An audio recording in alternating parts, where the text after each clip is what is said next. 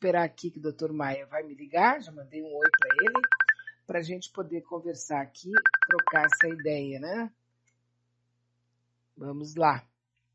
Na maior tranquilidade, isso que eu não tomei nenhum remedinho para ficar tranquila, viu? Bom dia. Bom dia, doutor Maia. Bom dia. Eu estou aqui dizendo que eu não tomei nenhum remedinho, não tomei nem chá para ficar, mas eu estou estranhamente calma. Sabe? Sem Opa. nenhuma. Tô achando estranho, sabia? Bem estranho. Onde é que está aquela ansiedade que eu sempre tenho? Não sei onde é que ela está.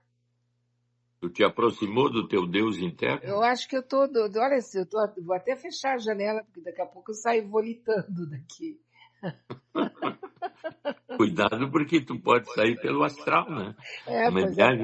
Pois é, também posso sair pelo astral, né? Não, mas é estranho mesmo, sabe? E por que tu acha que essa paz... Não, sei lá, não. Eu me dei conta agora, não sei. Interessante. Interessante, né? Psiquiátrico isso aqui. Isso é o que todo mundo busca, a paz, né? Pois é, né? Mas não posso confundir isso com indiferença, hein? Tô nem aí. Não, é que tem esses afetos, na realidade, são muito misturados, né? Uhum. Mas se eu sinto uma sensação de paz, sentido de vida, estou me dando bem comigo mesmo aqui e agora, então é um sentimento positivo que tem que ser valorizado, né? Estou de bem com a minha vida e com o mundo que me cerca. Pois é. Não é uma indiferença, porque tu está ligada no mundo, trabalhando, fazendo as coisas que tu gosta, e em paz. Nós temos que ver que é uma coisa boa, então. Então tá, né? Não preciso de internação imediata, né? Não, tô que tô, como se diz, né? Tô que tô, assim, mas, assim, ou quando talvez essa situação seja por uma convicção de que realmente nós temos que assumir a posição de sermos adultos e responsáveis pelas nossas vidas. Então, tá tudo certo. As pessoas estão fazendo aquilo que elas acham que está certo. Então, tá tudo certo. A grande busca constante que dá muito problema é a busca do sentido de estar aqui, de estar nessa vida, de estar bem com o meu entorno, comigo mesmo. Então, esse é o chamado sentido de vida, né? Eu tenho um sentido denso de que estou vivendo nesse mundo e estou entendendo, pelo menos, o que me cerca e o que é possível entender. Então, eu gero um sentido existencial de estar bem comigo e com o entorno. Esse é o grande caminho que todos deveriam estar buscando o tempo todo, né? Então, a paz seria a característica de estar bem. Olha só, agora há pouco eu botei... Aqui agora. Eu deixei rolar aqui e a gente ouviu aquela música, aquele texto do Vinícius de Moraes, porque hoje é sábado. É um texto clássico dele, né? E tem uma fala que ele diz, né? E há uma mulher dentro de um homem. E eu estava considerando aqui que realmente, a primeira vez, a segunda vez, 1000 vezes que eu ouvi, eu achei que era uma coisa romântica, assim, de um homem dentro de uma mulher, a mulher dentro de um homem, mas na verdade depois, numa análise mais detalhada, né, algumas pessoas chegaram à conclusão de que ele estava falando da existência do feminino dentro de um homem e que muitos sofrem exatamente por causa disso, né? E que alguns deixam, então, num sábado, eles deixam fluir essa mulher que tem dentro deles e tal, né? Aí parece que é uma coisa meio transfóbica, porque de alguma maneira eu estou destacando isso, mas não, como se tratava do Vinícius de Moraes, e ele era um cara muito... Eu sempre achei que ele foi um cara muito incisivo nas coisas que ele dizia, né? E naquela época era difícil falar sobre esses temas assim, né? Então ele ficava uma coisa meio enrustida, assim. Mas, na verdade, o que ele estava querendo falar é isso que todo mundo sabe hoje em dia, né? Quer dizer, dezenas de milhares de milhões de pessoas que têm apesar do seu corpo ser feminino ou masculino, que tem, digamos assim, que tem uma alma masculina e feminina, ao contrário do que o corpo fala, né? Do que o corpo diz, que é essa dualidade. Realmente isso tem uma linha da psicanálise que vem de Freud, que a gente é bissexual. E o Jung vai um pouquinho mais adiante quando diz que dentro do homem tem a ânima e dentro da mulher tem o ânimos, que seria, vamos dizer assim, uma estrutura ligada à sexualidade dupla, né? Então, vamos dizer assim, se lá no nosso fundo nós somos duplos e na nossa formação inicial uma das características ligadas ao corpo se define como então heterossexual, então eu tenho uma certeza, vamos dizer, ligada ao corpo e minha visão psicológica de mim mesmo. Agora, essas nuances são variadas de pessoa para pessoa, que antigamente era um radicalismo muito grande que não se dava condição dessa vivência de gênero, né? De mais feminilidade, mais masculinidade, em corpos diferentes daquilo que se desejaria que fosse. Então, realmente, tu tem que ver que é uma coisa que são várias fontes de entendimento. Esse entendimento que tu trouxe é e é real, porque hoje em dia existe essa abertura muito grande, e os entendimentos em que há nuances nossas de mais atitudes que seriam passivas ou mais agressivas e mais ativas. Então, tu vê que, visto nesse ângulo, já nós entramos numa zona de complexidade maior, que tu pode ter interpretações das mais variadas, né? Sim. Baseadas nessas evidências. Mas, ao mesmo tempo, meio que tira aquele vendaval, né, de coisas muito dramáticas, que parece que tudo se transformou hoje em dia em ofensa, em drama, em tragédia, né? Quando na verdade é só uma fala, quando na verdade é só uma expressão. Uma pessoa pode encarar como uma coisa bem esdrúxula, a outra acha que é um saco, a outra acha que tá tudo bem, a outra acha um terror, mas é que a gente meio entrou no modo drama, né? Tudo é drama.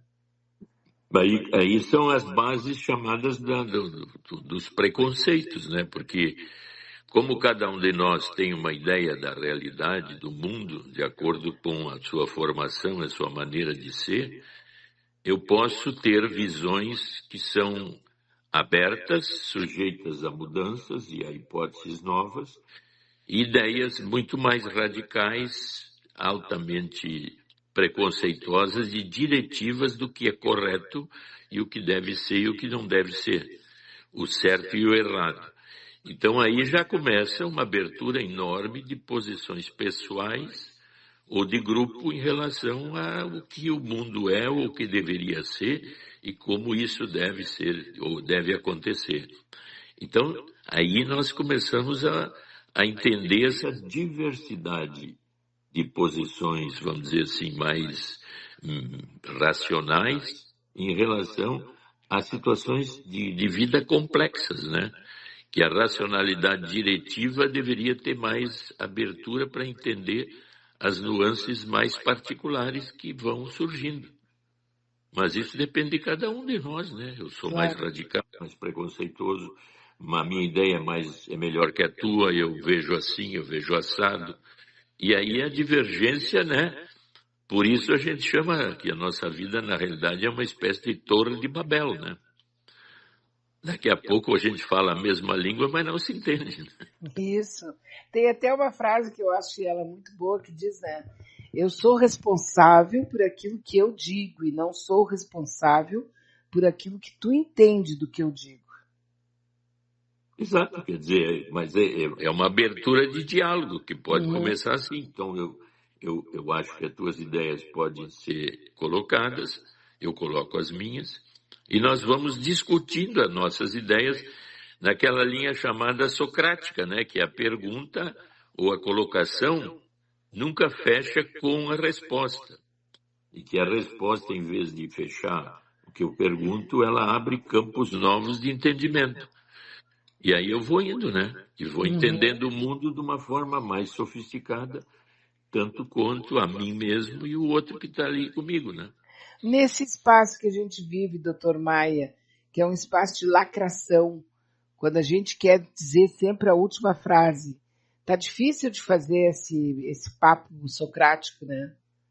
Tá muito difícil porque a linha essa mais preconceituosa, ela tem muito que ver com o chamado narcisismo, que é a minha posição em relação ao grupo ou ao outro, em que a minha autoestima é ligada mais ao narcisismo, uma visão assim de que eu sei, que eu tenho uma visão melhor que tu, que eu acho que eu tenho mais informação que Isso. tu não sabe isso, tu não sabe aquilo, quer dizer, eu vou ganhando poder, e se eu tenho boa dicção e tenho um pensamento lógico assim, e verbal bom de colocar e de acessar ideias, eu começo a me sentir assim com poder, né? Então, se eu tenho essa capacidade de associar as coisas dessa forma, é porque eu tenho uma capacidade de ver muito melhor que tu. Então, por que Exatamente. tu não me ouve? Uhum. Se eu sei mais que tu, por que não me ouves? Aí começa um grande problema, né? Eu até me lembrei de uma coisa interessante, que é no século XV, mais ou menos, porque eu tenho um amigo, quer dizer, eu tenho um admirador, que é um psicólogo lá do meu edifício, mas ele é um psicólogo tomista. Tomismo é o São Tomás de Aquino, que é o tomismo é a base da Igreja Católica hoje, né?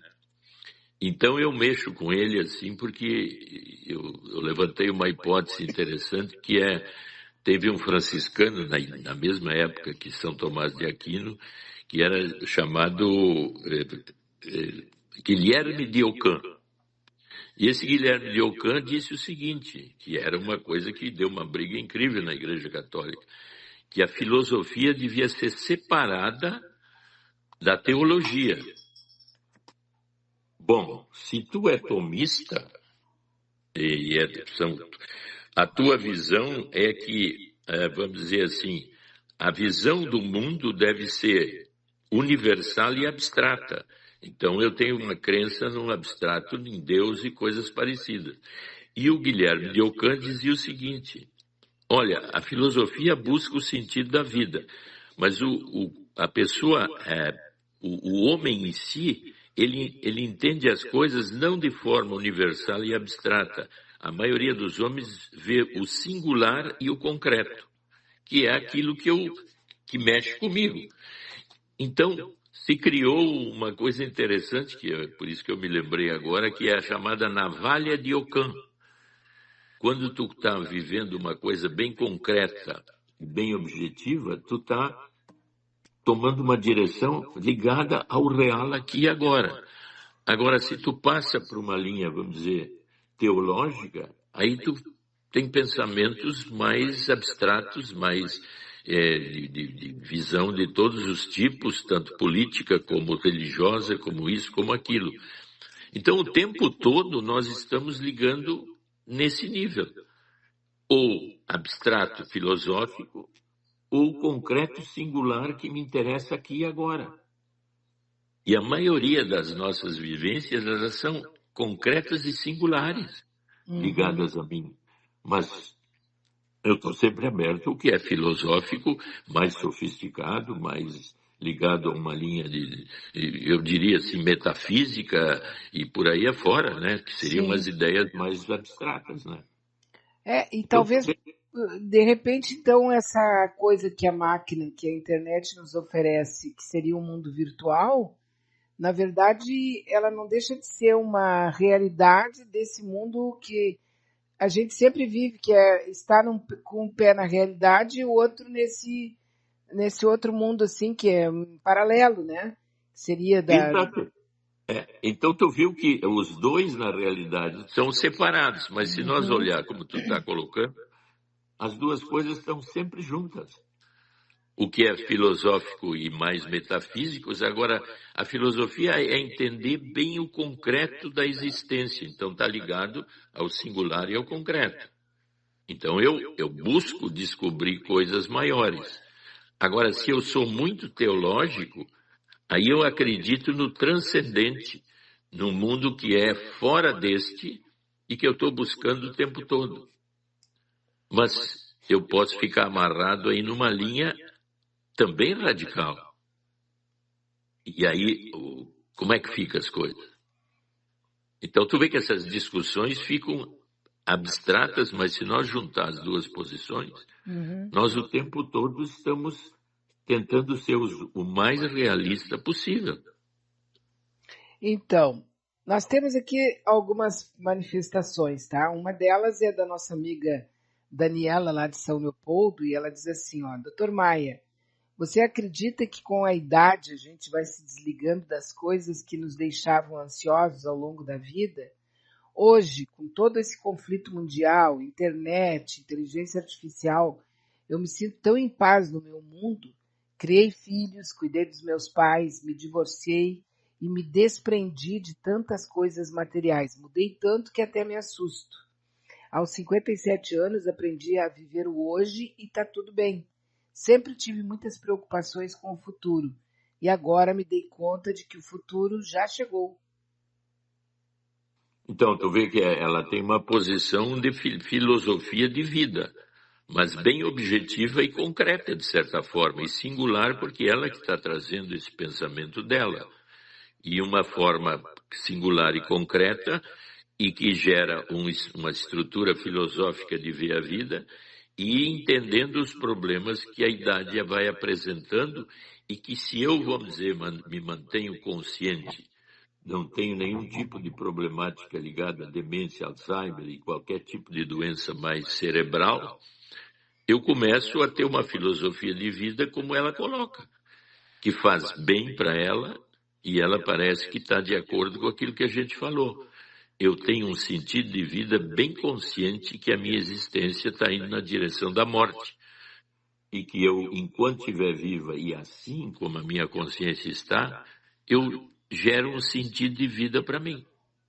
Que ela foi bem clara nesse ponto. Sim. Então ela está correta. Mas a sensação de sentir, por exemplo, eu mesma nem, como ela diz, né? Eu mesma quase nem acredito que eu tô assim, porque é uma sensação diferente. É quando de repente tu sabe que, cara, eu não tô querendo falar por ela, tá? Eu tô falando aqui por mim, daí. Não quero colocar palavras nela aqui, no que ela tá falando.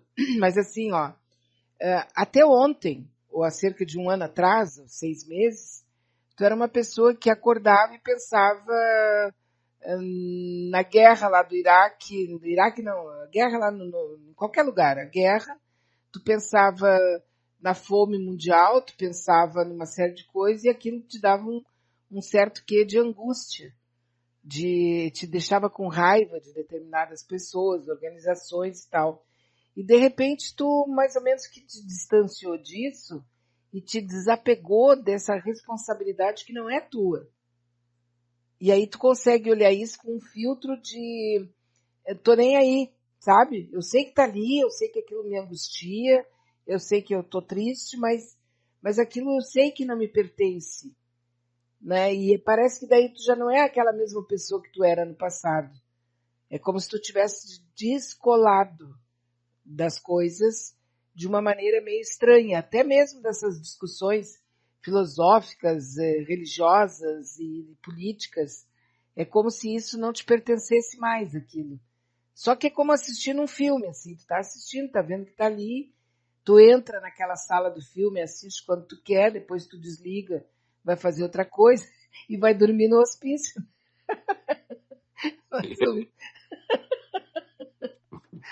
Não, eu acho que isso é uma filosofia também de vida, né? De ver que eu tenho primeiro que me dar conta da minha posição no mundo. A minha posição no mundo ela é altamente individual, bem definida, porque eu estou vivo, tenho um corpo e tenho uma ideia desse mundo. Mas eu, à medida que me dou conta da complexidade desse mundo e a complexidade de cada indivíduo que habita esse mundo, eu tenho que ser capaz de entender qual é a minha densidade, no sentido de fazer qualquer mudança que ultrapasse a minha linha de capacidade ligada a poder e a, vamos dizer, possibilidades concretas de mexer com estruturas que estão distantes de mim, por exemplo, a fome, as coisas assim que eu considero não adequadas no mundo. Então, o primeiro movimento é eu poder ficar, como tu disse, indiferente. Olha, não tem nada a ver comigo, eu estou aqui no singular e no concreto meu. E estou vivendo a minha vida, meu trabalho, minhas coisas. Olha, eu sei que existe fome no mundo e tudo mais, mas eu não posso fazer nada. Eu tenho uma ideia de que se eu pudesse, eu faria diferente. Mas não. Então, a angústia que me habita, ela passa a ser restrita à capacidade que eu tenho de ver que eu estou aqui num lugar que eu vejo essas notícias e esse caminho que o mundo toma, mas a minha liberdade ou minha capacidade de ir além disso é limitada. Eu posso até exercitar um voluntariado para que essa angústia que me habita de ajudar o outro possa ter um caminho aberto por mim aqui, no voluntariado, uma coisa concreta pelo poder que eu tenho. Mas eu não posso ficar angustiado. Aí depende de cada um de nós. Eu posso ficar tão mal com isso que eu posso que ser um ativista, eu quero mexer, eu tenho que fazer, eu tenho ideias, mas a ideia de uma pessoa que quer ser mesmo e ver o mundo como é tem que ser ativista. Eu não posso ser um cara que só penso e não ajo. Então eu tenho escolhas. E aí vai uma série de possibilidades, né, Beatriz?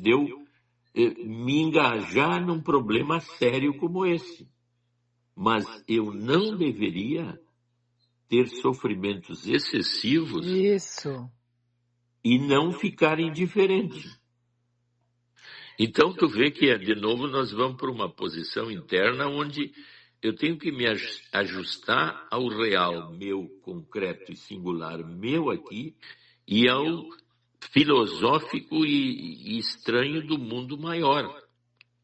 Como fazer esta colocação pessoal onde eu crio esse nível de estabilidade afetiva e de paz interna que eu sou capaz, mas eu tenho capacidade de entender qual a capacidade que eu tenho de mexer com essas coisas e não me angustiar ou não ficar indiferente.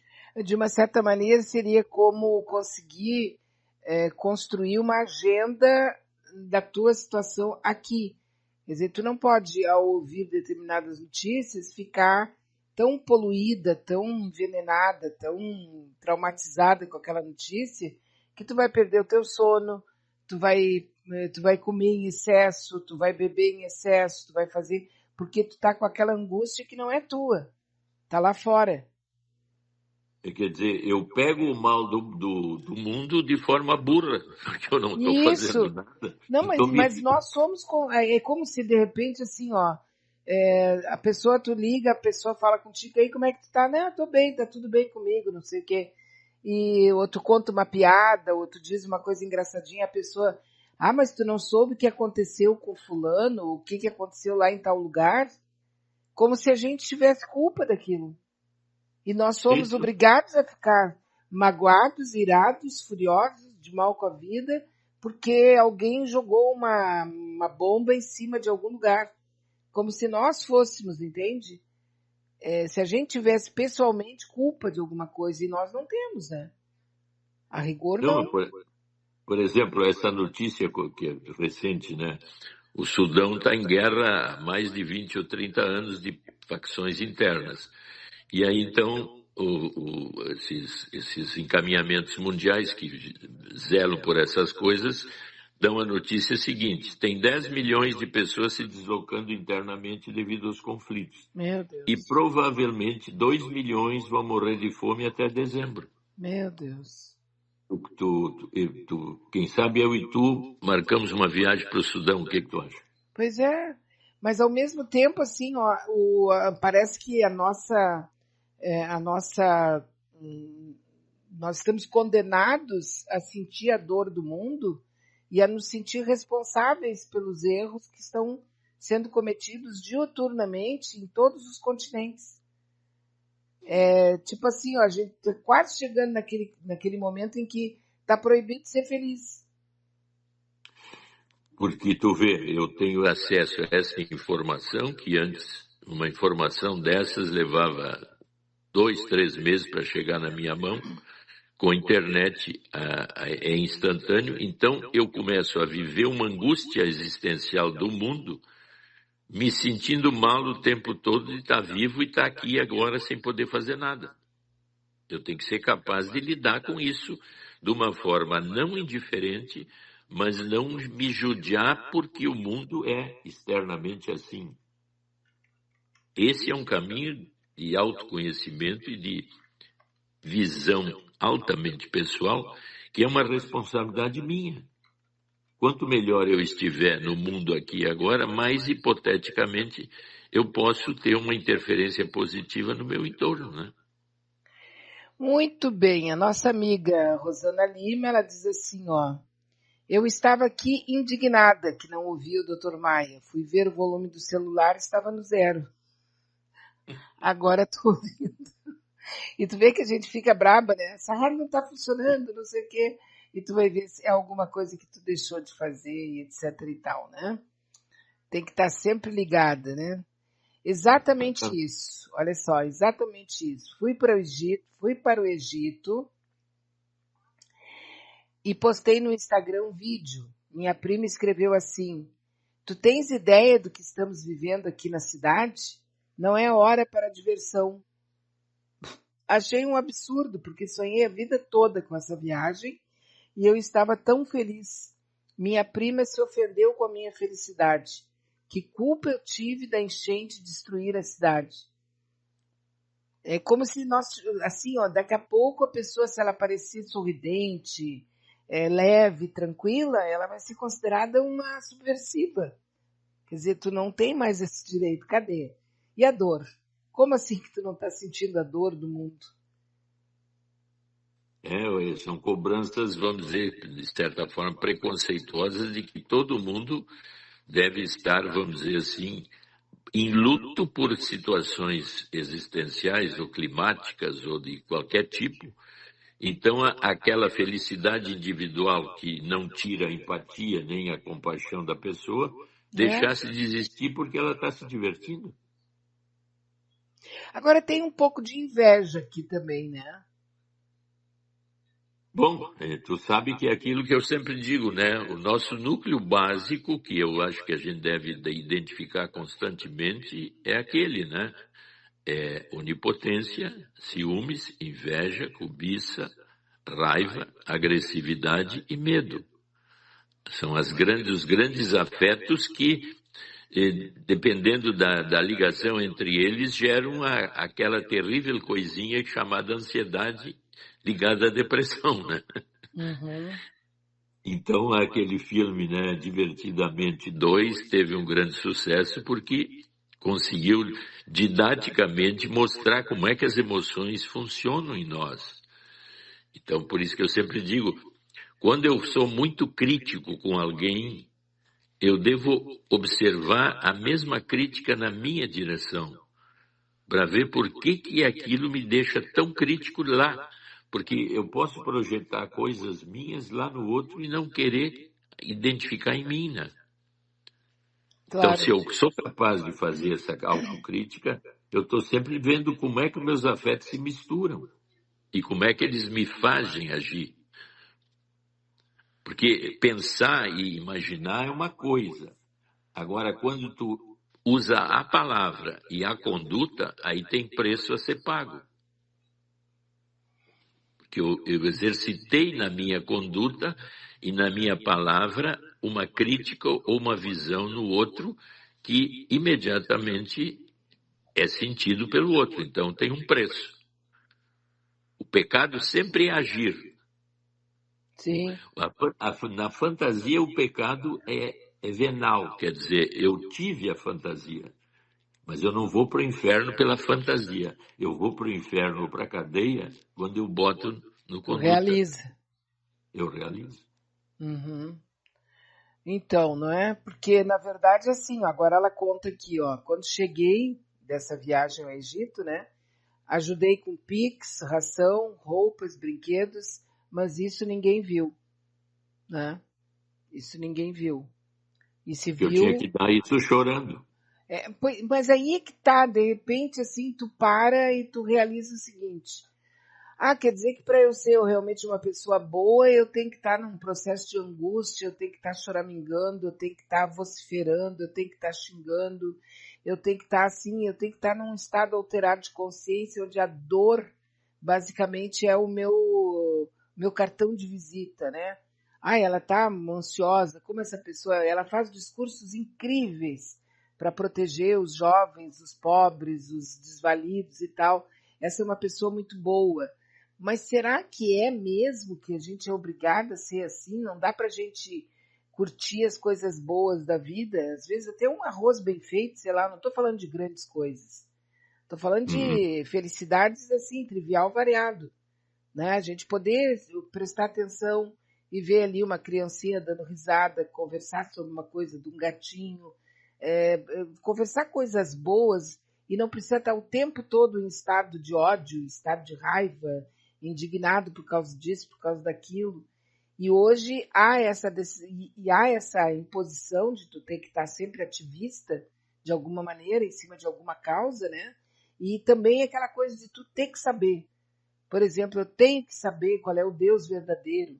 Eu tenho que saber se existem espíritos também, se tem isso. Por que eu tenho que saber? Pois é, essa é uma exigência que vem de uma posição mais agressiva, que a gente chama de onipotente, né? Mais narcisista. A minha ideia, a minha visão do mundo, a minha ideia de educação do outro é essa. Então eu estou me sentindo capaz num sentido onipotente, porque eu acho que o outro deve ser como eu imagino que devesse ser. Então eu estou sendo intrusivo, estou sendo agressivo com a visão do outro. Por que não pode haver uma harmonia maior? Sim. Por que eu não posso, então, discutir?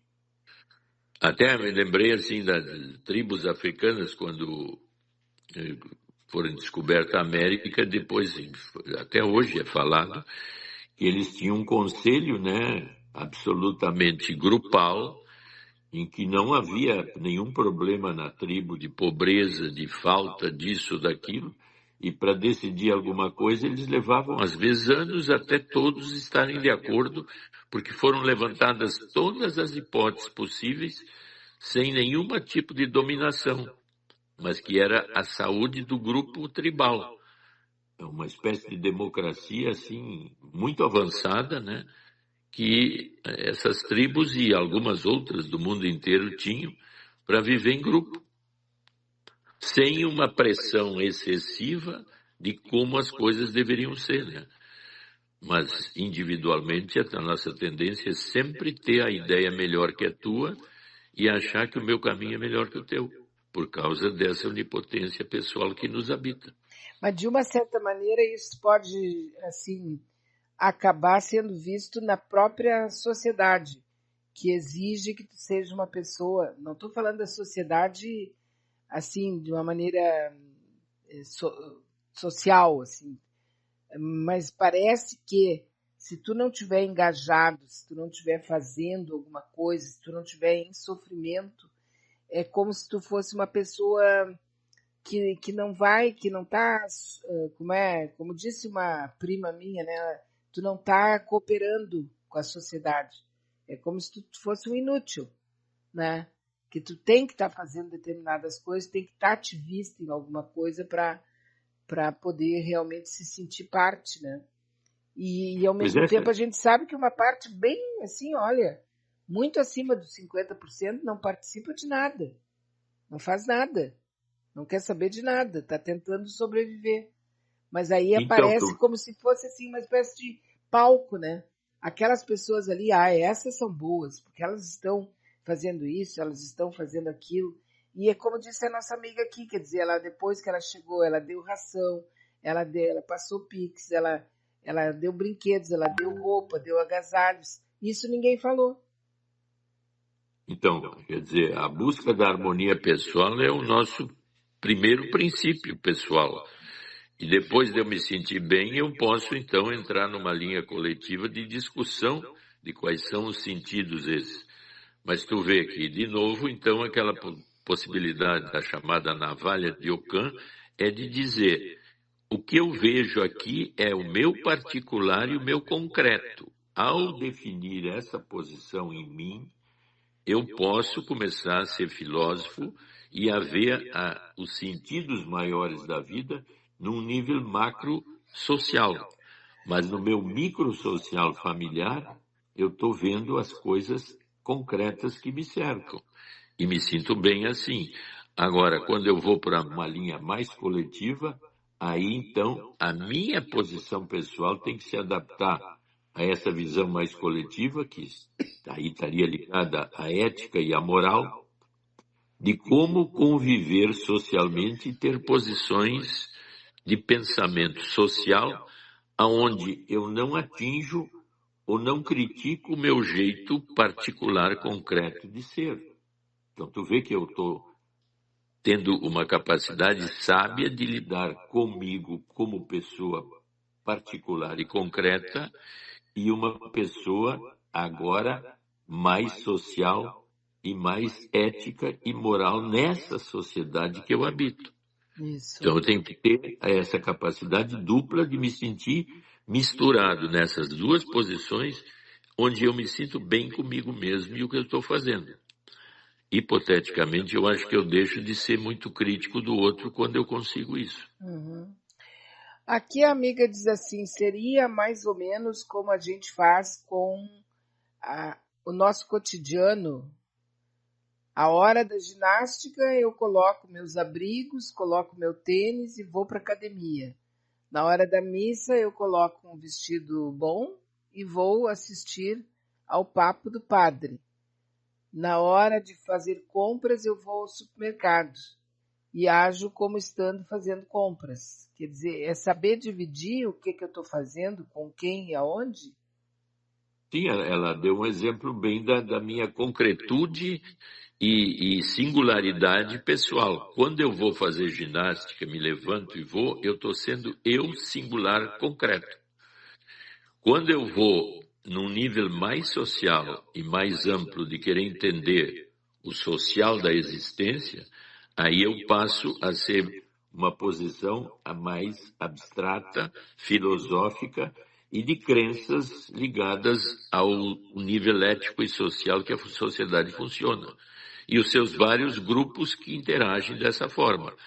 Mas eu não deixo de ser singular e concreto e harmônico com o ético e o moral e os costumes que me habitam em torno. Então, ser capaz de juntar essas duas posições sem uma agredir a outra, no sentido afetivo. Então, por exemplo, ela chega e estava fora durante a enchente e chega assim bem disposta, por causa de viagem, deixou ela bem no sentido concreto e individual dela. Aí, ao saber da problemática, ela começa a fazer o possível agora. Então, ela está harmônica com ela e com o que houve, mas de um jeito leve, não indiferente nem distante. Se sofrer alguma crítica, o problema é de quem está me criticando. Uhum. Bom, tem uma fala aqui também, é o seguinte, doutor Maia, a pessoa diz assim, ó, Beatriz, eu quero fazer uma pergunta para o doutor Maia. Tem uma pessoa da família que é acumuladora, ela quer que eu ajude a arrumar as coisas, só que as minhas irmãs também já tentaram fazer isso, mas não resolveu muito. O que eu faço? O acumulador é uma situação assim que a gente chama de uma zona neurótica, né?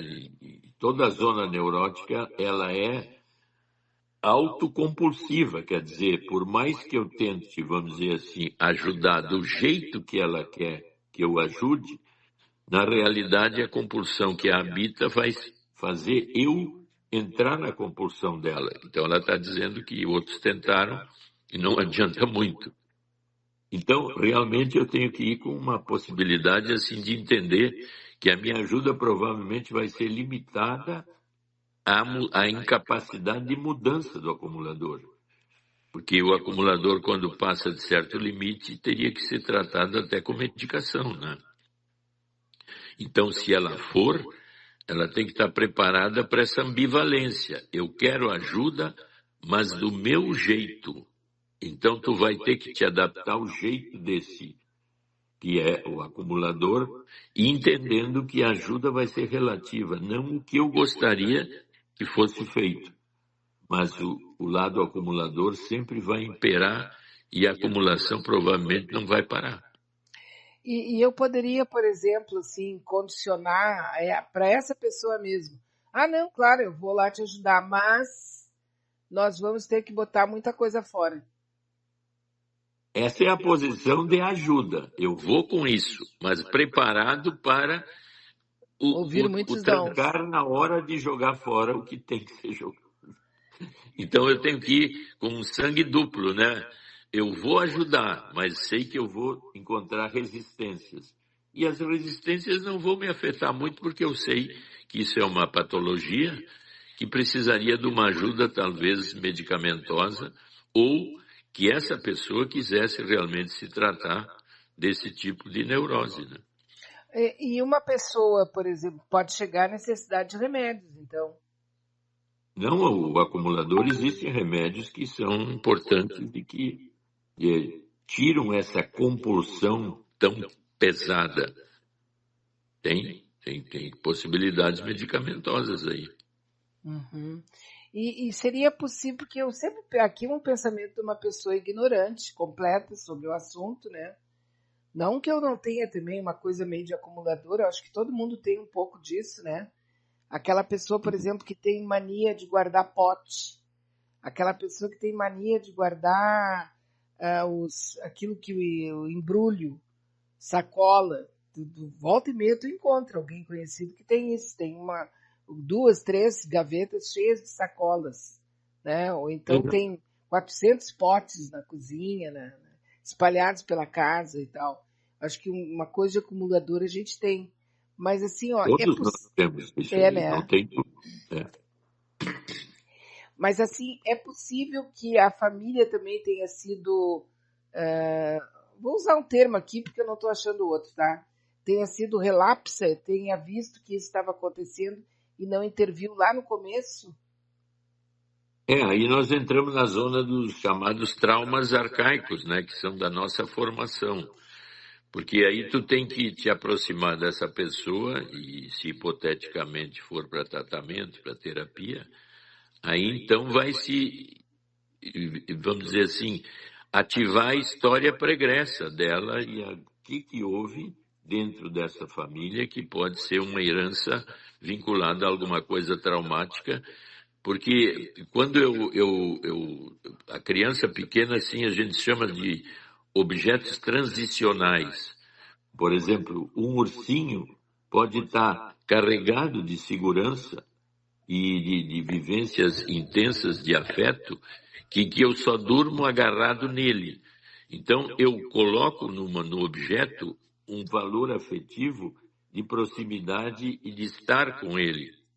Então, os objetos que nos cercam, todos eles têm um valor afetivo maior ou menor. À medida que eu cresço, eu vou me desapegando desses objetos e vou resolvendo.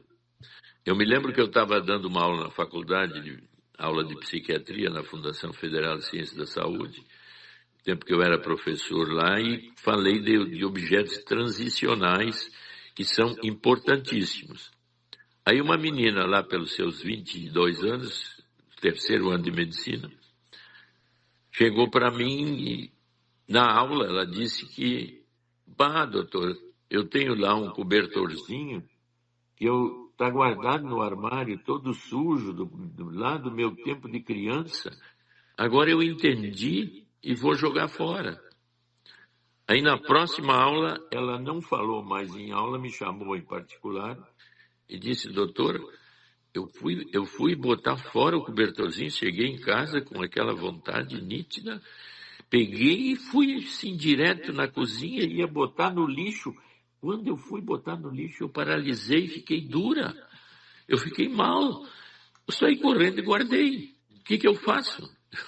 Então, esse é um exemplo de uma coisa bem objetiva dessa menina, que gradativamente provavelmente ia entender e se livrar, mas o cara compulsivo parece que tem uma incapacidade de recolher os investimentos afetivos que os objetos têm. E aí, então, ele tem que ficar... ele e os objetos fazem parte do corpo concreto dele. E não consegue se desfazer. Eu tive uma paciente que só tinha um lugar na cama para ela deitar, porque a casa era toda cheia de objetos. Todo objeto que entrava na casa dela passava a não poder ser descartado. E a pessoa não consegue mesmo, ela não tem condições de botar o lixo no lixo. Não por causa disso. Eu me lembrei de uma outra situação em que nós, aí colegas, né, num aniversário, a gente ia embora depois do hotel, e uma das colegas lá veio, a mulher de um colega veio com uma mala com um paninho assim. Eu digo, mas eu não sei se era um paninho ou um ursinho, era um bichinho, bem daqueles que tu vê que tem anos e anos, né? Aí ela diz, mas em casa, isso aí, o fulano é o quê? Ah, Maia, tu não sabe que o teu amigo, aí é um amigo psiquiatra, ele não dorme sem esse paninho. Ele já estava com 60 anos. A gente acha engraçado, mas vai saber aonde é que está essa nossa loucura bem guardadinha, né? São investimentos afetivos em objetos que, quando tu mexe neles, parece que tu mexe tu dá um beliscão na pele. Tipo assim, dói e eu não consigo me desfazer. Então, ela entendendo isso nesse acumulador, ela vai entender que esses objetos fazem parte do corpo, como se fosse ele. Sim, ou ela. E isso pode acontecer também com pessoas na nossa vida, né? Agora, outro dia, alguém me contou que foi num determinado lugar e que lá, do nada, aqui, ninguém combinou nada e tal, quando ela olhou para uma determinada direção, ela viu um ex. Um ex que ela não via há muitos anos. E que ela nunca tem vontade de voltar, não é uma coisa dramática, romântica, não é nada disso. Mas quando ela viu o ex, ela disse que paralisou de tal maneira assim que ela até agora ela disse que também em estado de choque. Por que ela sentiu aquela emoção tão absurda que misturou com medo, com ansiedade, com parecia que o mundo ia acabar, sabe? Quando ela viu a visão daquela pessoa ali. Sim, é como se ela ativasse pela visão concreta do passado, no caso ele ativando esse passado, eu vivencio todas as emoções concretadas naquela lembrança. E eu posso levar um choque afetivo de alto nível. Porque essas estruturas, é como diz um teórico da psicanálise, nós temos dentro de nós estruturas que pensam, sentem e agem, mas ocultas numa zona inconsciente fora da nossa capacidade de lembrar ou vivenciar. Mas que em determinados sonhos ou determinadas situações objetivas como essa, o estado externo ativa esse núcleo de sentir, pensar e viver emocionalmente de uma forma tão densa que eu entro numa zona de memória arcaica e vivencio tudo aquilo de uma forma assim super concretada, concentrada, eu diria. E aí eu vivo tudo isso assim em instantes, até começar a sair de novo da dor. Paralisa, porque não aconteceu quase paralisante, nada. Pode. Não, ela fala que se sentiu assim, literalmente paralisada. Não teve nenhum, eles não falaram, não houve nada dramático, nada, mas ela sentiu tudo isso sozinha, né? Sozinha, dentro dela. Dentro dela. Quer dizer, foi como se fosse assim um tsunami, sabe? Um evento. Agora, por exemplo, então nós estamos vendo isso aí é uma coisa bem nítida. Então vamos para uma das causas do feminicídio e da agressão. Quando o objeto que eu fiz esse tipo de ligação, no caso uma mulher, geralmente é um homem que faz isso com as mulheres, eu vivo com ela uma intensidade tão poderosa de posse dela, tipo um objeto transicional, que se eu perder, eu vou perder a estrutura e a segurança. Ao fazer e ter essa vivência, à medida que eu rompo a relação, a angústia que eu tenho é como se eu dominar através da agressão ou dominar através da morte, esse objeto fica comigo e eu não perco. Então, compulsivamente, eu vou lá agredir ou matar. Uma outra amiga diz assim, Dr. Maia, e quando a pessoa não tem apegos a essas lembranças, tipo roupas e cobertas, também é problema? Eu fico muito incomodada com o meu marido que guarda um cobertor da infância que nunca será usado novamente. Está em estado horrível, não serviria nem para doação. Eu, na verdade, me deprimo com objetos velhos. Aí ela tem que entender que esses objetos, para ele, estão carregados de linhas afetivas que jogá-los fora ou perdê-los assim criaria ansiedades nele. Então, a compreensão é assim, querido, então vamos botar esse teu cobertor dentro de uma mala e guardar lá no sótão ou no porão. Tu sabe que está lá, mas eu não fico aqui vendo esse cobertor agora estendido aqui na minha frente, né? Quer dizer, ao entender isso, eu posso entrar em acordos, porque no exemplo da menina se botasse fora ali, ela ia ter uma crise que poderia deixar ela deprimida e abatida de um jeito excessivo. Eu preciso, entendendo isso, gradativamente me fazer o desapego. Por isso que as terapias e as explicações nos dão condições de, gradativamente, a gente ir se desfazendo dessas ligações excessivas com objetos, né? E o contrário, a pessoa que não tem nada, totalmente desapegada? Pois é, o contrário é exatamente o oposto que sempre existe nas posições, né? Pessoas absolutamente desapegadas por também, talvez, decepções traumáticas vividas por objetos importantes que foram descartados antes do tempo de eu perder a ligação e como sofri muito com a ligação, agora tomo uma atitude absolutamente contrária. Não tenho ligação com nada e com ninguém. É o oposto do acumulador. É o desapego absoluto. Se puder, eu vou morar num lugar deserto, num sítio, eu vou desaparecer, não quero contato com ninguém. As desilusões de desapego hoje no nosso mundo estão cada vez maiores. A maioria das pessoas hoje não quer viver junto, não quer ter filhos, não quer ter apegos que geram problemas. Então, não quer dizer que não tenho relações. Mas tem 6 milhões de pessoas ou mais morando sozinhas em São Paulo, em todas as cidades do mundo é mais ou menos isso.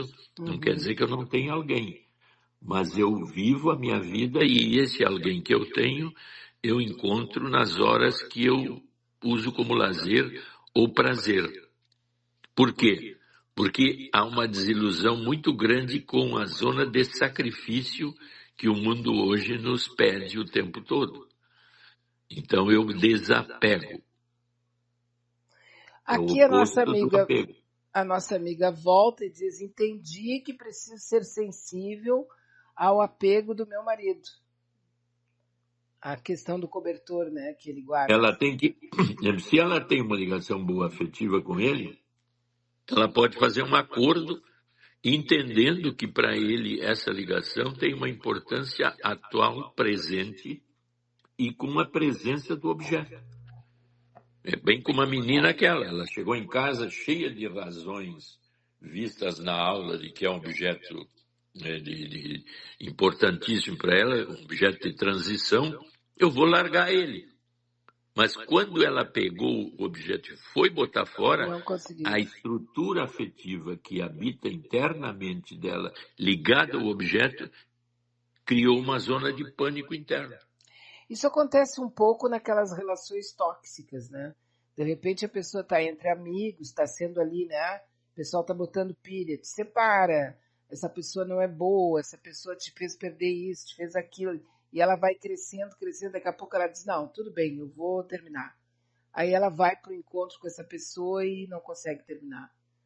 Ela daqui a pouco desiste dos amigos, desiste da família, mas fica com aquela pessoa ali. Tem alguma coisa que não dá para ela, ela não tem força para concluir. Exatamente, porque eu não tenho noção desses estados ligados a memórias e a vivências semi-traumáticas que eu tive e que me habitam de forma inconsciente. E à medida que eu conscientemente examino esses sintomas, eu posso metabolizá-los de outra forma e começar a me soltar.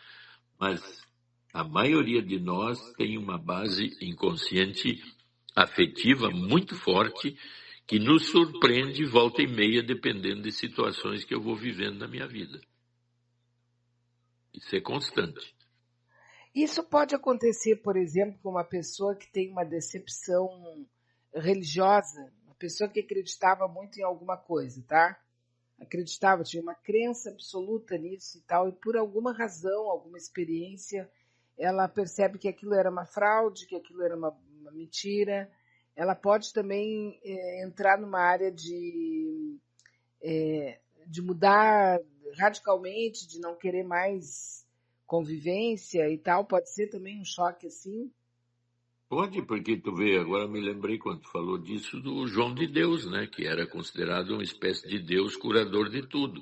Uhum. A grande decepção que muitas pessoas tiveram com ele foi desse tipo, né? Porque eu invisto numa crença enorme em alguma pessoa e tenho certeza de que é o meu ídolo, meu amor, meu isso, meu aquilo, e daqui a pouco sofro uma enorme decepção pessoal, porque idealizei demais uma ligação determinada, que acontece muito nas relações de apaixonamentos e de amor e de casamento, né? Uhum. E em relação também com filhos e coisas que são decepcionantes, né? A gente cria muita expectativa com o outro, né, Dr. Maia? E, por exemplo, em qualquer relação, por exemplo, numa relação aqui mesmo na Manaus, as pessoas criam aquela expectativa, a Beatriz é isso, a Beatriz é aquilo e tal. Eu crio com as pessoas também, e a gente vai fantasiando um pouco isso, né? E quando de repente tu sabe qualquer coisa que desabona, ou tu tem uma decepção com a pessoa que te prometeu uma coisa e não fez, ou que tu soube alguma coisa, sei lá, qualquer coisinha, dá aquela paura, assim, né? A gente cria uma espécie de decepção e uma coisa... É pelo excesso de expectativas que a gente cria. Claro, pois eu sou, vamos dizer assim, eu idealizo, aí é aquela coisa assim de idealizações onipotentes, né? O outro não pode me decepcionar, mas eu começo, de certa forma, a dominar o outro com a minha expectativa do outro. Então passa a ser um problema meu idealizar demais e não ser racional o suficiente para ver que o outro é diferente de mim e está numa outra posição. Se eu idealizo demais a outra pessoa, a minha decepção com o outro pode ser catastrófica. Então, de novo, nós entramos na zona do feminicídio, né? Sim. Essa mulher é minha, mas ela não me quer, mas não pode ser do outro. Então, eu tenho que extirpar essa mulher do mundo e, ao matá-la, eu a trago para dentro de mim porque eu a dominei completamente. Então, eu entro numa zona absolutamente psicótica e depois até posso me arrepender, mas aí estou preso, estou muito mal, né? Também já fez, né? Não tem o que fazer. Já fiz. Então, isso, em seus níveis menores, tem gradientes, né? De eu idealizar um amigo, idealizar uma pessoa, um parente. Então, por idealizá-lo, ele já está num pedestal que pode se romper a qualquer momento. Olha só o que diz. Sim, olha o que diz aqui, ó. Uma conversa de vocês no sábado, ainda este ano, me fez buscar. Estou no SUS. Eles têm um trabalho de terapia bom, difícil de conseguir entrar, mas entrei. E por causa de uma conversa de vocês, que eu resolvi procurar. Tudo começou com uma história de Tô Deprimida, da Beatriz. Eu achei, fiz, como é? Aquilo me impactou, porque eu achava que eu é que era fraca e deprimida. Saber que os outros estão deprimidos, acho que ajuda muita gente. Tô indo bem, eu acho. KKKKK. Bom, isso só pode nos deixar muito gratos, né? Porque eu também nós acho. levantamos os problemas e as pessoas então começam a pensar sobre eles. E, como eu sempre digo, né? O mais importante é eu me identificar com... Até eu não me lembro o telefone, mas o Centro de Estudos José de Barros Falcão, se tu botar no Google, tem o telefone do ambulatório. E lá o preço é feito assim de acordo com a pessoa, né? E então a gente podia abrir isso ali no centro, na Uruguai, e Centro atendido... de Estudos José Barros Falcão. Centro de Estudos José de Barros Falcão. Tá, Rua Uruguai 335, telefone 51 3228 2001. 3228 2001. É só ligar para lá e procurar. Tem um aluno meu que eu gosto muito, que é muito sensível, que é o Fernando Bahia. Então, se alguém se interessar, procure ele, que será muito bem atendido. Pois então, doutor Maia, porque agora tem um outro caso que foi mais cedo, agora ela me cobrou, que eu disse que ia perguntar para o senhor e já tinha esquecido. Né? É o seguinte, o marido dela já se aposentou, está aposentado. E agora ele voltou a trabalhar porque ele disse que não conseguiria ficar em casa, não ia suportar ficar em casa. Mas não foi por uma necessidade, tipo assim, de econômica. Foi uma necessidade mental. E ele começou a trabalhar. Só que agora, todos os dias de manhã, ele acorda super irritado e xingando toda a família porque ele tem que sair para trabalhar. Ele não pode trabalhar, não peguei bem o início. Não, ele voltou a se ocupar. Ele está aposentado e pegou alguma coisa para fazer, um trabalho. Só que ele tem responsabilidades. Então ele se aposentou, ficou em casa. Ficou em casa. Daí ele disse que não ia conseguir ficar sem fazer nada. Aí ele voltou a procurar alguma coisa para sair de casa, trabalhar. Só que agora ele está trabalhando e de repente ele sai de manhã furioso, xingando todo mundo, dizendo que ele tem que trabalhar pela família, que ele tem que trabalhar pelos outros e tal, ficar reclamando de uma coisa que ela acha que ele poderia parar de fazer. E ela, de certo, diz isso para ele, mas tu trabalha porque tu quer. Mas ele tem que reclamar de manhã a respeito da obrigação dele de levantar e sair, que foi criada por ele mesmo. Pois é, esses paradoxos que são chamados de zonas neuróticas, né? Eu crio um problema de uma duplicidade interna e fico um cara paradoxal, estranho. Porque se eu me aposentei e deveria ter um outro tipo de vida sem trabalhar, aí depende de ver assim se ele, ao aposentar-se economicamente, precisaria continuar trabalhando, porque não precisa. Primeira coisa que ela falou foi isso. Não é por necessidade econômica. Então, tu vê que passa a ser uma zona complicada que a gente chama de zona neurótica de paradoxo. Que o neurótico é sempre uma duplicidade de dois afetos em oposição. É nesse sentido que essa percepção de divisão interna, de ser dois, que eu levanto aquilo que a gente já tem falado várias vezes, que é o famoso observador, né? Quando eu tenho duas posições opostas, ou esquerda ou direita, o observador seria aquela zona onde eu começo a ver possíveis compatibilidades, vamos dizer assim, diplomáticas entre as posições mais radicais ou menos radicais ao se aproximarem uma da outra. Então, a neurose individual seria esta incapacidade de perceber duas forças brigando entre si. Mas se tu te aposenta e não precisa de mais dinheiro, então não precisa trabalhar. E se tu volta a trabalhar brigando com o trabalho que tu decidiu fazer, algo está errado em ti. Agora, acessar essa posição, criando esse observador, porque se ela vem e critica ele nisso, é capaz de ele ficar mais brabo ainda. Então, essa zona neurótica, ela se estrutura de um jeito delicado que precisa ter uma capacidade maior de fazer a pessoa entender essa duplicidade que o habita, né?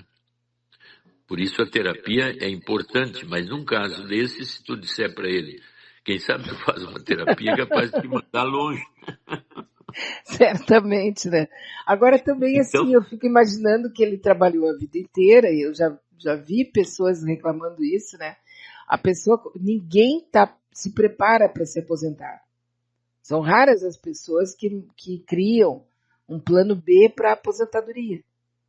Então a pessoa está ali todos os dias, durante 30 anos, 20 anos, indo para o mesmo lugar, pegando carro, fazendo muitas vezes o mesmo trajeto, recebendo no banco para fazer as mesmas coisas, quer dizer, porque nós somos seres, o ser humano ele é de hábitos, né?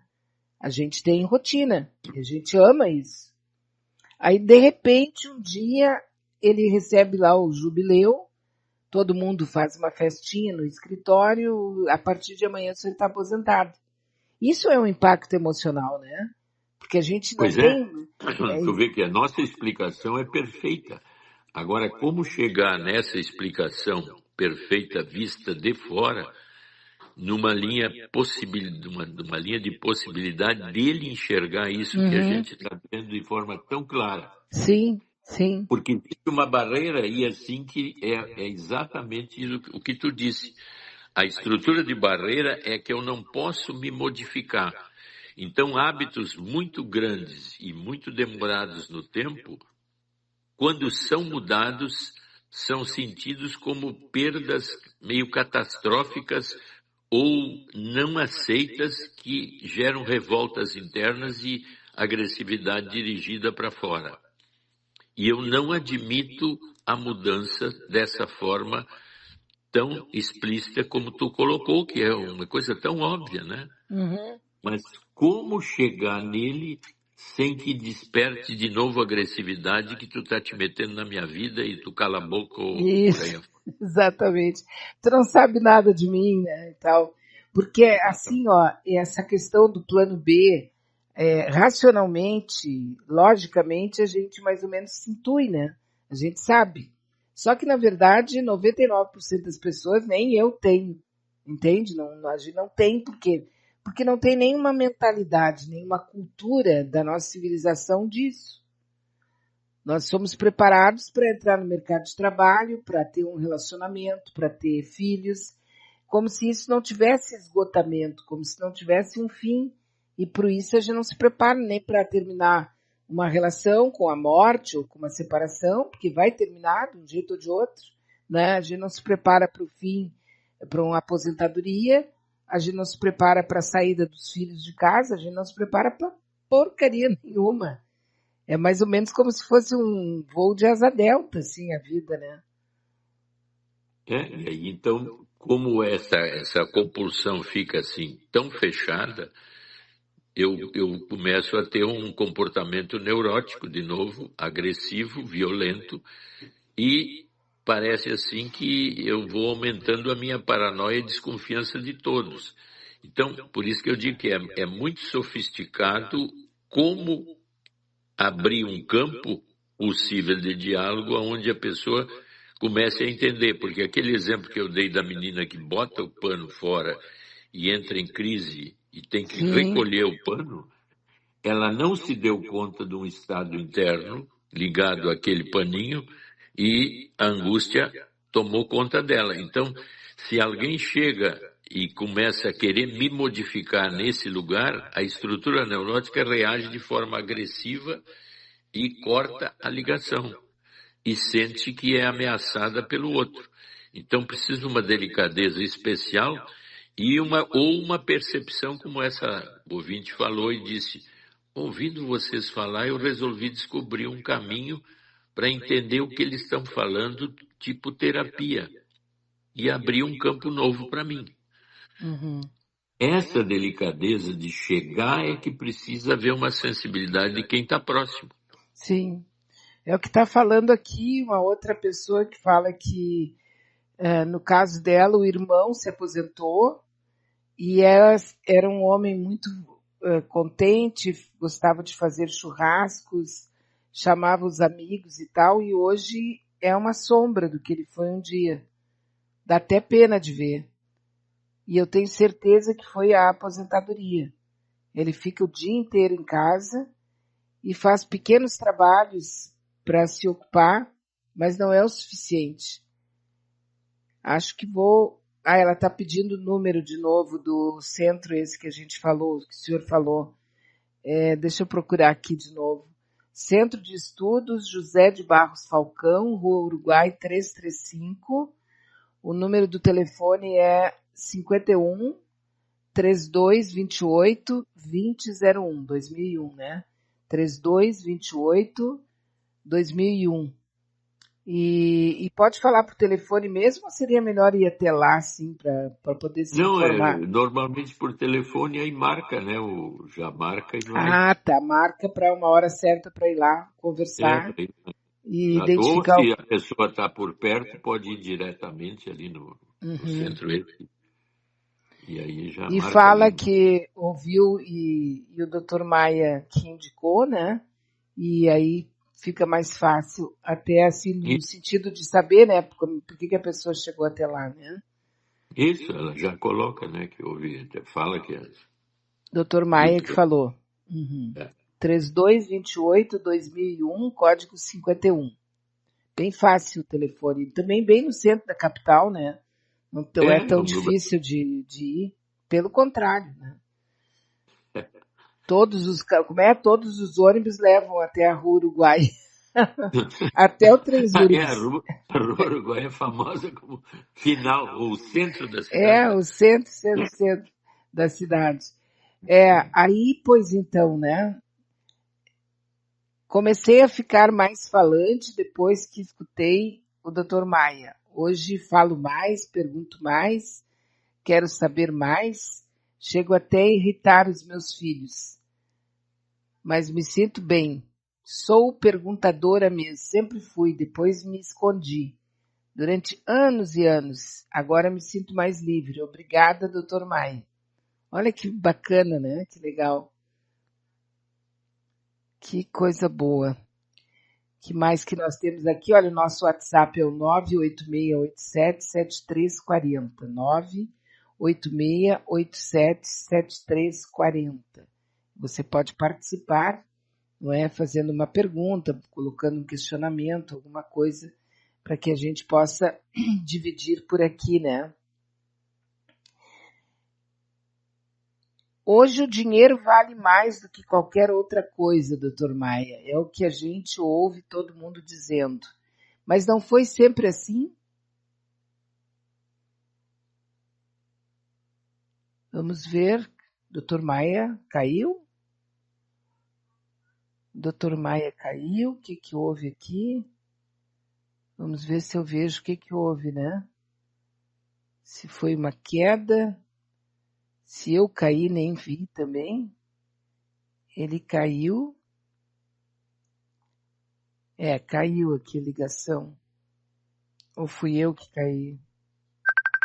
Ah, não. O Dr. Maia caiu mesmo. Tá voltando aqui, ó. Tu viu como acontece? É tão rápido que a gente nem consegue ver, né? Olá. Olá, caiu Oi, a deu uma ligação, né? queda bem. É.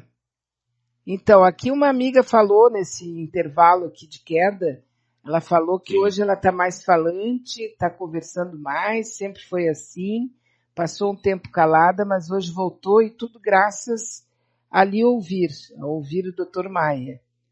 É uma mulher mais falante, mais participativa. Que coisa boa, né? À medida que tu entende melhor essas perspectivas assim, pessoais e de relacionamento, tu ganha um poder de lidar melhor com a comunicação, né? E ela parece que desenvolveu isso de uma forma excepcional, né? E mais bacana é quando a pessoa se dá conta disso, porque eu acho que todo mundo vai mudando, principalmente com a idade. Eu não sei, eu não sou nem parecida com aquela que eu era aos 35 anos. Hoje, com 70, eu estou bem diferente, né? Mas eu acho que as mudanças elas vão se dando na medida em que a vida vai nos dando umas porradas, vai nos jogando para cima, para baixo, quer dizer, é uma coisa meio louca. Mas quando tem alguém que nos ajuda a fazer toda essa costura mental, que é o caso do Dr. Maia, que ele vai ajudando a gente a compreender uma série de coisas, eu tenho a impressão que essas mudanças elas são mais visíveis, né? A pessoa tem mais capacidade de dizer, não, eu realmente mudei. Sem entrar naquele aspecto, se os filhos estão gostando, se o que a parentada está achando, sabe? Não é isso. É quando a pessoa se dá conta, né, doutor Maia, que realmente a mudança é maior, né? Exato, porque eu fico curioso de me entender melhor e ouvindo alguém que pode dar essa possibilidade do melhor entendimento de coisas psicológicas e coisas de relacionamento externo e de relacionamento interpessoal, tu vai ganhando uma possibilidade de comunicação interna aumentada e imediatamente tu aumenta a tua comunicação com o outro de uma forma mais empática, né? E aumenta a tua sensibilidade de lidar com os relacionamentos que te cercam, né? Essa aí é um exemplo nítido. Pelo que eu ouvi e o efeito que fez em mim, me deu uma condição de eu entrar em mais contato com a minha família e com meus próximos. Isso é um avanço que deixa a pessoa bem. E uma estabilidade afetiva é o que todos nós queremos, né? Me sentir bem Claro, comigo mesmo. é. Na verdade, eu acho que quando a gente consegue mais ou menos sair dessa coisa, nós estamos todos muito para fora, né? A pessoa parece que está de alguma maneira assim, ela tem que ver quem é que vai ganhar a eleição. A gente está, né, nessa loucura assim. Quem é que vai ganhar a eleição? Tá, tudo bem, né? Vai ganhar fulano ou Beltrano. A gente já sabe. Tem 3 nomes aí que pode ganhar a eleição. Em qualquer cidadezinha que a gente esteja sendo ouvido, tem 2 pessoas que podem ganhar a eleição. Algumas cidades Isso. parece que só tem um, né? Um só candidato. Mas se é 2, é 2. Só pode ser 2. E a pessoa, muitas vezes, ela está numa angústia, brigando com os vizinhos, brigando com os parentes, brigando. Uma coisa que, na verdade, ela está influenciando a vida dela de uma maneira negativa, quando de repente ela pode, olha, eu vou fazer campanha pro meu candidato. Tá, eu vou fazer, eu, por exemplo, faço. Eu vou votar na Maria do Rosário, aqui em Porto Alegre. Então, onde eu vou, com quem eu falo, eu digo isso. Estou fazendo campanha. Agora, se a pessoa me diz, eu não. Então tá, tudo bem. Eu não vou ficar discutindo, brigando, chamando ela de burra, ou fazendo qualquer coisa, por quê? Porque eu vou me desgastar e o que tiver que acontecer vai acontecer no domingo, dia 6. As minhas discussões, toda a minha indignação não vai mudar o fato do que vai acontecer dia 6. A minha calma talvez faça com que mais 2 ou 3 pessoas decidam votar junto comigo. Agora, se eu entrar ali brigando, xingando, chamando de burra, eu acho que eu não vou conseguir ninguém, né? Então, tu é uma defensora da liberdade de opinião e da liberdade de se colocar no mundo que me cerca.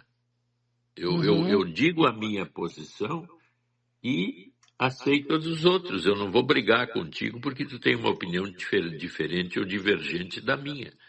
Esse é o verdadeiro diálogo que a gente chama de socrático, né? Porque é aberto.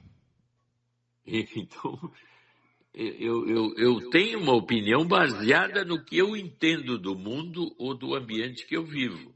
Mas eu posso colocar minha opinião, e se a minha opinião tiver uma validade que influencie alguém ou deixe alguém melhor orientado naquilo que eu penso, ótimo. Mas eu não vou brigar com ninguém para seguir o meu caminho.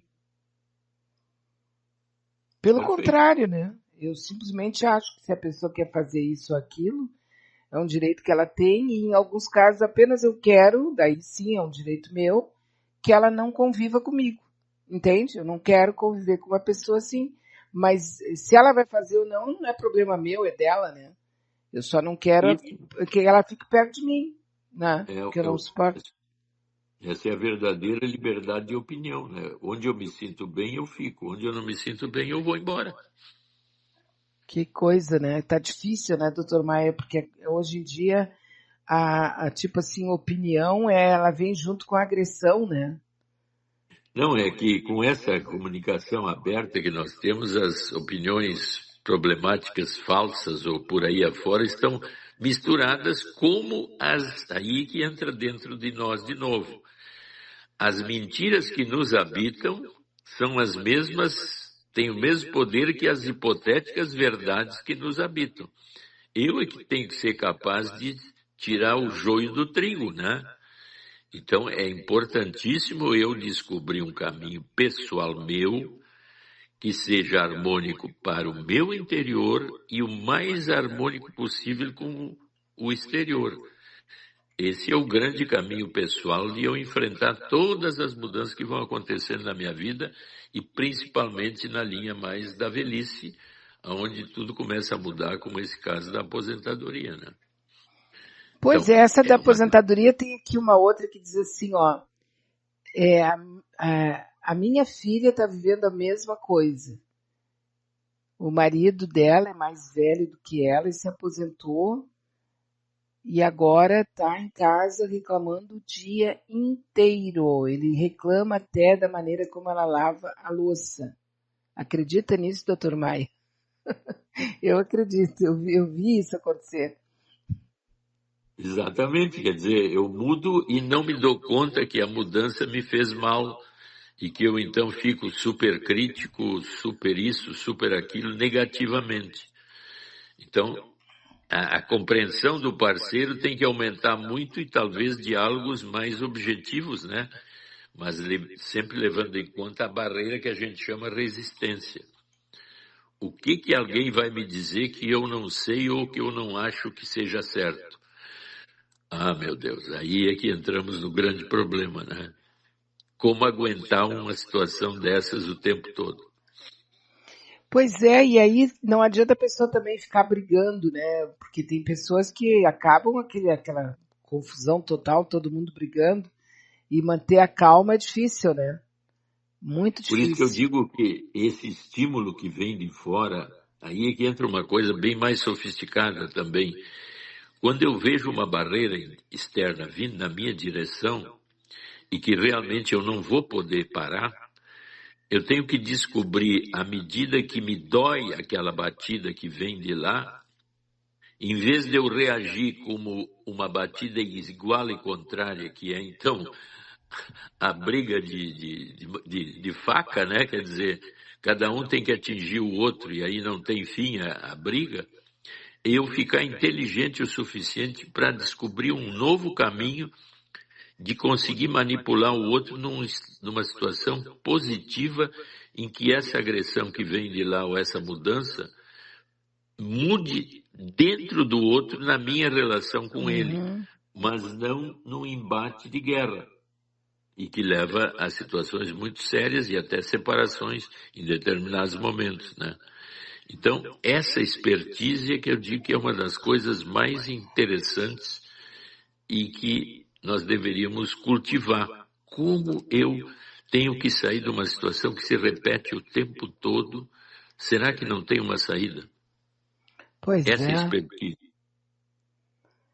Mas aí, assim, ó, por último, doutor Maia, a pessoa diz assim, desculpa, só tive coragem de escrever agora. Doutor Maia, acredite ou não, meu marido me chamou no quarto e estava vestindo uma calcinha minha. É verdade. E perguntou como ele ficava, dando risada como se fosse brincadeira. Pode ser que seja brincadeira, mas eu estou muito decepcionada, chocada. Pois é, esse é uma situação bem, vamos dizer, bem mais insólita, né? Agora, vamos dizer assim, a ideia é que ela fique, então, atenta e olhando, assim, o nível de brincadeira ou uma zona fetiche onde ele talvez queira uma visão nova da sexualidade em relação a ela. Que ela consiga brincar com a situação como se fosse uma brincadeira, para ver realmente a densidade dessa ação dele. Porque nela foi chocante. Então, se ela conseguir segurar e ver que nível isso é uma provocação, uma brincadeira, ou tem alguma coisa mais ligada a um fetichismo, um erotismo novo. Pois É aí que eu digo. Essa expertise que ela teria que ter. E tem aqueles homens que gostam de usar roupa de mulher, não tem? Tipo, não sei o quê. Pessoas sim, que... aí são os fetiches da sexualidade, né? Tu vê, não tinha um bloco de que todos eles saíam vestidos de mulher, né? Em Isso, Santa tinha Catarina. até, como era o nome dele, que é um artista aí Dos conhecido. sujos, né? O bloco do sujo, me lembrei Isso. agora. Mas assim, ó, que ele hoje se veste de mulher mesmo. É um artista, tem um nome, agora não vou me lembrar o nome dele. Não, o Laerte é O um, né? Laerte, isso. O Laerte é um escritor, né? Que até tem um documentário sobre o Laerte na Netflix, se não me engano. Ou na Globo News, enfim.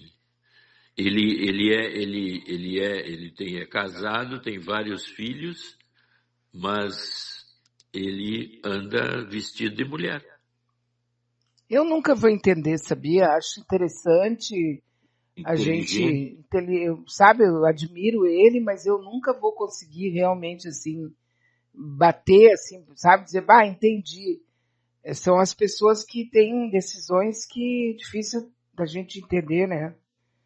Ele é um chargista da Folha de São Paulo. Chargista, isso mesmo, muito inteligentíssimo, uma pessoa Isso. maravilhosa, inteligente e tudo mais, né? A gente nunca vai entender, mas o caso dela aqui, ela disse que não tem nada a ver com o Laerte, que ela acha que é outra coisa. Tô me preparando, olha só, tô me preparando para levar um chute. Não, então ela tem que ficar na surpresa e a gente aguarda nos sábados a evolução dessa surpresa nela. Isso. Manda uma carta para ele, pergunta, né? Eu tô brincando, desculpa. É um esquema de psicoterapia na rádio para ver a evolução, mas agora só dizendo para ela que fique atenta e leve na brincadeira. A melhor coisa a fazer mesmo, né? A não ser que queira entrar numa briga sem fim, né? Ela ser capaz de segurar o choque interno e levar na brincadeira é a melhor forma. Porque o humor é uma das formas mais comuns de eu resolver situações mais ou menos traumáticas. É aquela coisa que o senhor falou antes e fala sempre, né? É rir de si mesmo. Exatamente. Essa seria a imagem mais clara. Rir de si mesmo. E o pior é que a gente parece mesmo um grande palhaço às vezes, né? Exato. Agora só, doutor Maia, quem tem medo de palhaço? Bom, é que o palhaço ele é uma figura meio anômala, assim, né? Estranha, né? Porque tem até filmes de palhaços que são agressivos, terror, né? Terror, é. É o terror, né? Uhum. Então o palhaço é sempre uma coisa, vamos dizer incógnita. assim, faz uma duplicidade de é o humor que seria, vamos dizer, invasivo, agressivo. É uma coisa interessante, a gente pode depois até, na próxima vez, examinar um pouco melhor isso. Muito bom. E olha só, hoje é sábado, Agora já é meio-dia, quer dizer, o dia, a semana passou voando, né? Agradeço aí a sua participação mais uma vez. Muito, muito, muito obrigada. Tá certo, Beatriz. Um grande abraço para ti e para os ouvintes. Tudo de bom. Isso mesmo, né? Então, conversamos aqui com o Dr. Herberto Edson Maia, que é psiquiatra e sempre nos concede essa oportunidade de conversar com um expert, né? Com uma pessoa que realmente domina essa questão da essência humana, dessa coisa estranha que somos nós, né? Seres humanos. Orgânicos, eu estou falando dos orgânicos. Um grande beijo para todo mundo, espero que todo mundo tenha muita paz, participe ativamente aí da campanha eleitoral com seus candidatos, porque a hora está chegando, né? E segunda-feira, se tudo der certo, eu volto aqui exatamente nesse mesmo espaço para conversar com quem estiver disposto a conversar comigo, tá? Um grande beijo e até segunda-feira.